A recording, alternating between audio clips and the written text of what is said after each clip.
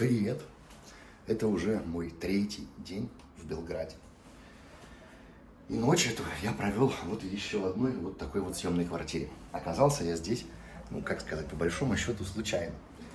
Потому что вчера-то я встал очень рано, и бег у меня начался очень рано. И я там обошел весь этот замок, везде полазил, очень сильно устал. И уже буквально там к 3 часам дня чувствовал себя как разбитая корыта. И поэтому я пошел и на букинге нашел ближайшее место. Там был хостел, но в нем прилагалась отдельная комната с собственной, так сказать, ванной комнатой. Ну, в общем, стоило 25 евро. Ну, я вроде забронировал, туда пришел. Сразу же, собственно, не глядя на комнату, заселился, заплатил. Но оказалось, что это, в общем, комната, конечно, но только это обыкновенная комната хостела. То есть небольшая комнатушка. Что-то типа там 6 квадратных метров, может 9 квадратных метров. В которой стояло 4 кровати, 4 шкафа и больше ничего. Кровати вот эти, вот, знаете, двухэтажные.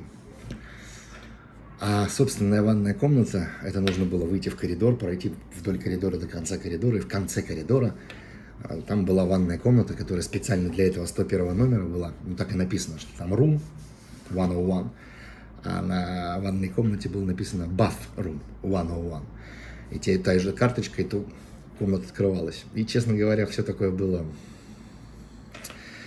Но я был запаренный, я решил, что бог с ним, я там останусь. Вот, и в комнате закрыл окно, что-то пока там разбирался, раскладывался, сходил там, что называется, басрумом воспользовался, вернулся в комнату, а в комнате, во-первых, жарища с закрытым окном, а во-вторых, запах такой неприятный. Ну, короче, я вышел прогуляться, подумал, да бог с ним, с этими 25-28 евроми, найду я себе другую квартиру. И вот я вот нашел опять на букинге вот эту уже квартиру. И вчера вечером оттуда сюда уже переехал и здесь ночевал. И вот знаете, что интересно? Здесь эта квартира, ну, как сказать, это не квартира в полном смысле. Это обыкновенный жилой дом, да. Но здесь квартира, видимо, была большая, 3-комнатная или 4-комнатная, переделанная под сдачу под комнаты. То есть ты входишь там в коридор, у тебя направо-налево там, получается, комнаты, сделаны небольшие, в которых можно, что называется, заселять гостей. Здесь, собственно говоря, вход. Сразу рядом с входом такой кухонный блок. В принципе, есть все. Есть холодильник, есть все там принадлежности. Есть там всякое вот этим вот попользоваться. Все, в общем, хорошо, все качественно.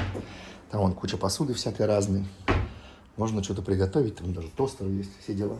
Кровать, ну, вернее, 2 таких кровати, которые сдвинуты, сделаны в одну большую. Вполне себе удобно. Я сегодня нормальненько поспал. Вполне окей. Такая конторка около окна. А окна выходят прямо на Белград-арену. Вон она там.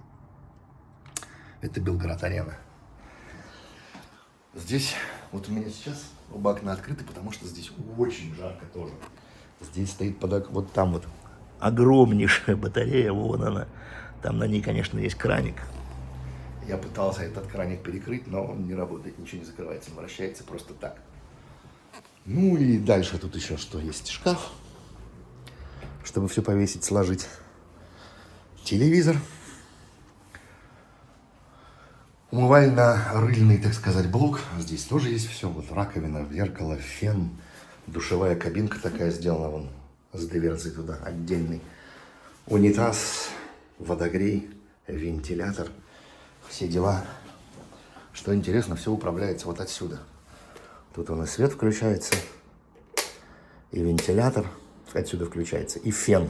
Это, наверное, фен, или, может быть, бойлер тоже отсюда включаются. И все можно выкосить. То есть, если вы путешествуете не один, кто-нибудь пойдет туда, а вы ему снаружи можете вообще все выключить. Вот такое вот баловство. И вот, что я хотел сказать. Честно говоря, если бы не вчерашний мой опыт, вот в той квартире, которую я вам показывал в предыдущем ролике, то я бы посчитал, что вот это очень хороший вариант. Стоит он 33 евро. Но если сравнивать с той квартирой, в которой я ночевал вчера, которая была за 30 евро, которую я вам показывал в предыдущем ролике, если не смотрели, посмотрите предыдущий ролик с обзором той квартиры. В той квартире было все. Во-первых, это полноценная квартира, большая. В ней гораздо больше площади, гораздо больше места.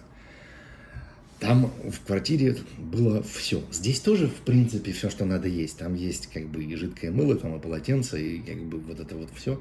Но в той квартире было прям все. Там было и 2 вида стирального порошка, и зубная паста, и щетка одноразовая, и там всякие кремы для рук, для ног, для головы, для всего прочего. И шампунь такой, шампунь сякой. И на кухне тоже было всяких разных вот этих вот штуковин и все такое прочее. То есть, если сравнивать... ну да, плюс там еще и балкон, плюс, опять повторюсь, квартира целиком, и плюс там квартира, она внутри, скажем так, квартала, там потише, чем здесь. В общем, за те 30 евро та квартира гораздо круче, чем вот эта вот за 33. Здесь просто комната, ну да, она хорошая, все хорошо, претензий нет. Но это 33 и меньше, и скромнее, а та 30 и гораздо больше, и гораздо лучше. В общем, вот. А в хостел в тот я вообще зря сунулся. Нет, не поймите меня неправильно. Я жил в хостелах. Хостелы бывают разные, бывает прям все очень хорошо. А бывает вот как вчера. В общем, мне вчера там просто не понравилось. А в остальном вот. Какой план на сегодня? Честно сказать, пока не знаю. Потому что сегодня остался последний день, а мест, которые нужно здесь, не нужно, а можно здесь посмотреть, еще вот. Можно пойти на Старосамишта, там погулять, посмотреть. Можно поехать в Королевский, там этот комплекс, дворец. Можно там, еще там загородный дворец есть, тоже поехать. Ну, короче, место вагон. Сейчас я тихонечко соберусь, выйду на улочку, сяду на автобусик, доеду до центра города, а уже там решу, что я буду делать дальше. Ну и поскольку я все еще здесь, надо, наверное, по сложившейся уже традиции сделать ролик про квартиру в Белграде за 33 евро и прямо сразу его сейчас же и залить. Спасибо, что посмотрели этот ролик. Поставьте лайк, подпишитесь на канал, приходите еще, будет интересно.